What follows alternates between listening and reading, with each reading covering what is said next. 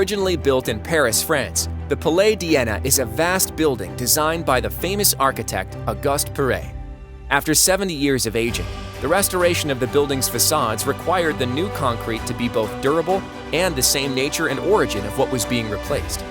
Research on the history, implementation, and original descriptions of the construction resulted in the formulation of specific repair concretes, which took into account the composition and characteristics of the parent concrete and the pollutions observed.